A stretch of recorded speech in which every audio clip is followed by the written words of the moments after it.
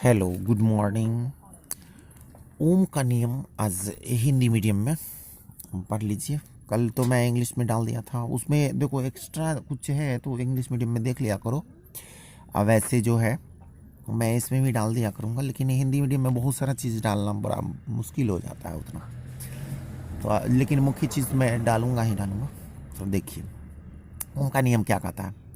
ओम का नियम, ओम के अनुसार स्थिर ताप, दाब एवं विकृति। विकृति मतलब उसकी लंबाई में परिवर्तन नहीं आना चाहिए तार के। ताप भी स्थिर हो, दाब भी स्थिर हो एवं विकृति भी स्थिर हो, पर किसी चालक पदार्थ के बीच उत्पन्न विभवांतर उस चालक पदार्थ से प्रवाहित विद्युत धारा के समानुपाती होता है। यानी कि आप जितना विद्युत धारा प्रवाहित करेंगे उसी के अकॉर्डिंगली, यानी कि उसी के अनुसार विभवांतर उत्पन्न होगा। अर्थात इसको हम लिखेंगे, विभवांतर को भी से लिखते हैं तो भी इज डायरेक्टली प्रोपोर्शनल टू आई, यानी कि भी समानुपाती है आई के, विद्युत धारा के। और जब इसको बराबर हम करेंगे तो भी बराबर क्या लिखेंगे, आई आर। आर यहाँ पर आर क्या है, आर प्रतिरोध है। आर प्रतिरोध है, R equals to V by I, यानी कि जस्ट इसका अनुपात भी हो गया कि विभवांतर और विद्युत धारा का अनुपात। इसको प्रतिरोध भी कहते हैं, वैसे अनुपातिक नियतांक भी कहते हैं, ओम्स कांस्टेंट भी कहीं कहीं कहेगा इसको। तो ये होगा, बस जस्ट छोटा सा नियम है यहाँ पर ओम का नियम। अब इसका है कि सत्यापन हम कैसे करेंगे। ओम के नियम का सत्यापन के लिए एक परिपथ का निर्माण करते हैं। एक चालक तार लेते हैं, जैसे एक्स वाई चालक तार है, ये सब तार ही है, लेकिन यहाँ पर बीच में पॉइंट लिए हैं कि जिसके बीच में जो समानांतर क्रम में वोल्ट मीटर को जोड़ा गया है। वोल्ट मीटर जो इसके बीच के विभवांतर को मापेगा। और यहाँ पर जो है ये है हमारा एमीटर।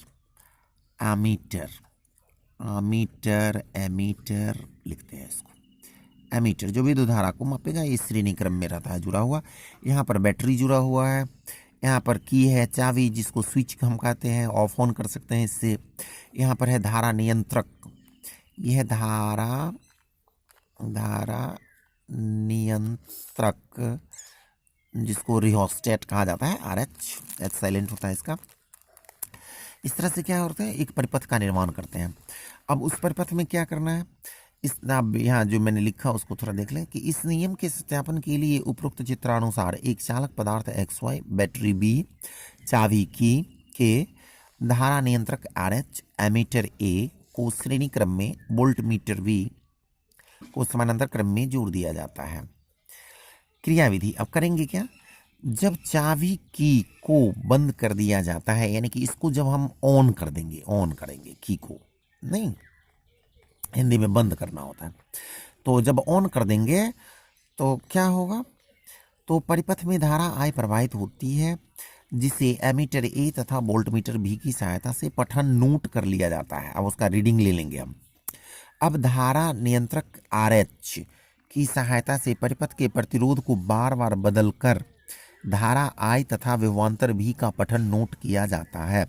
अब बार बार हम क्या करेंगे कि धारा नियंत्रक से प्रतिरोध को बदल देंगे, जिससे एक ही बैटरी से हमारा काम चल जाएगा और बार बार इसमें धारा बदल जाएगा तो फिर विभवांतर बदलेगा। तो इसको हम जो है बार बार नोट करते जाएंगे। और बाद में जब अवलोकन किया जाता है, अवलोकन से यह प्राप्त होता है कि भी तथा आई का अनुपात, यानी विभवांतर और धारा का अनुपात प्रत्येक स्थिति में नियत रहता है। अर्थात भी बाई आई जितना हमने मेजरमेंट लिया उसका जो अनुपात होगा हमेशा एक नियतांक आता है, जिसे हम प्रतिरोध कहते हैं, आर। इस प्रकार ओम के नियम का सत्यापन हो जाता है। तो ये हो गया ओम के नियम का सत्यापन। अब थोड़ा इसको ग्राफिकली देखते हैं कि इसे जब ग्राफ के द्वारा दिखाया जाता है तो यह सरल रेखा प्राप्त होता है। चूंकि हमेशा अनुपात नियत है तो इसलिए ये हमेशा एक सरल रेखा आएगा, ये स्ट्रेट लाइन आएगा, ये स्ट्रेट लाइन है। लेकिन इसमें दो तरह का कर्व आता है आपको, एक आता है वी आई ग्राफ, दूसरा आता है आई वी ग्राफ। अगर मान लो कि वाई एक्सिस पर हम वी ले लें, विभवांतर ले लें, और एक्स एक्सिस पर आई ले लें, विद्युत धारा ले लें, और इस तरह से अगर दो ग्राफ दिया जाए, देखो एग्जाम में भी इस तरह से पूछ देता है, ऐसे दे देगा, कहेगा अब इसका जो प्रतिरोध बताओ कि किसका ज़्यादा होगा। तो इसमें एक चीज़ देखना है कि जिसका स्लोप आप कोऑर्डिनेट ज्योमेट्री में पढ़े होंगे, स्लोप ढाल, जिसका ढाल ज़्यादा होगा उसका प्रतिरोध ज़्यादा होगा। यदि वी आई ग्राफ है तो तो इसका मतलब हो गया कि इसमें बी का ज़्यादा है तो बी का प्रतिरोध ज़्यादा होगा, ए का कम होगा।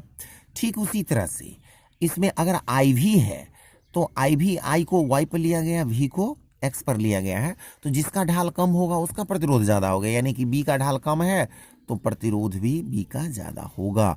ये ध्यान रखना होगा कि वी आई ग्राफ है या आई वी ग्राफ है।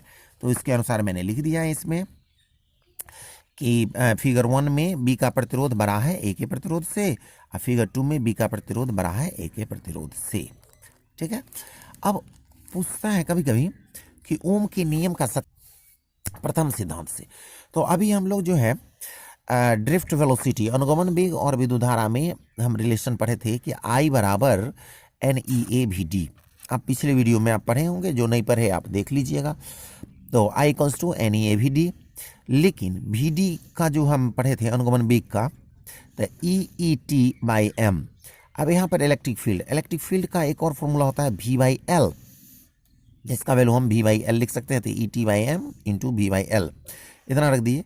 अब इस वैल्यू को आप पुट कर दीजिए इक्वेशन फर्स्ट में, therefore I equals to N E A E V T by M L. तो इसको लिखेंगे finally N E square A T by M L into V. अब देखो कि वी को इधर ही रखो आर एच एस में और आई को ले आओ तो वी बाई आई हो जाएगा, इधर उलट जाएगा तो M L by N E square A T हो जाएगा। ये जो है द्रव्यमान, लंबाई, टाइम, जो है area of cross section, charge, number of electrons, ये सब कुछ जो है कांस्टेंट है। तो ये क्या आ जाता है, आर आ जाता है, यानी कि ये नियत हो गया। तो यही तो हमको दिखाना था कि V by I equals to R होता है। तो ये ओम का नियम का सत्यापन हो गया प्रथम सिद्धांत से, एकदम सिंपल है। जहाँ आर प्रतिरोध को क्या लिख सकते हैं हम, M by N E square T into L by A. अब इसको हम आगे जब पढ़ेंगे टॉपिक तो उसमें हम प्रतिरोधकता में चर्चा करेंगे फिर क्या है। तो यहाँ तक हो गया आपका प्रथम सिद्धांत से। अब इसमें आता है रेसिस्टेंस के बारे में थोड़ा सा पढ़ लेते हैं, छोटा छोटा टॉपिक है। रेसिस्टेंस यानी प्रतिरोध। देखो प्रतिरोध जो है, वैसे हम सिंपली इसको कह सकते हैं कि विभवांतर और विद्युत धारा के अनुपात को प्रतिरोध कहा जाता है। तो इसको हम लिख सकते हैं R equals to V by I, लेकिन इसका जो मेन जो परिभाषा है वो है किसी चालक पदार्थ का वह गुण जिससे वह स्वयं से होकर प्रवाहित विद्युत धारा का विरोध करता है, प्रतिरोध कहलाता है। यानी प्रत्येक चालक पदार्थ का अपना एक प्रॉपर्टी ही है कि उससे जब विद्युत धारा प्रवाहित की जाएगी तो वह उसका विरोध करेगा, यानी विद्युत धारा के प्रवाह का विरोध करेगा। तो वह विरोध करने वाला जो कारक है उसको क्या कहते हैं हम लोग, प्रतिरोध कहते हैं। और इसका जो मात्रक होता है ओम होता है, ओम के नियम के अनुसार ही है, इसलिए उनके सम्मान में ओम लिखा गया। ओमेगा इसको पढ़ते हैं ओम। या फिर दूसरा मात्रक अगर लेंगे तो वोल्ट हो जाएगा, बाई एम्पियर तो वोल्ट पर एम्पियर। अब इसका बीमा लिखो, तो बीमा R equals to V by I, अब वी इक्वल्स टू हम लोग पढ़े हैं पीछे W by Q, work done per unit test charge, है ना। तो W by Q into I, तो डब्ल्यू हो गया वर्क डन। अब कार्य का क्या होता है बीमा, M L square T inverse two, charge का होता है A T into A, ampere का ए। और जब इसको फाइनली हम लिखेंगे तो क्या आ जाएगा, M L square T inverse 3 A inverse 2। ठीक है। तो यहाँ तक जो है आपका आज का क्लास यहीं पे एंड करता है। आप अच्छा से अपना नोट कर लेना, फिर आगे का हम बाद में देंगे।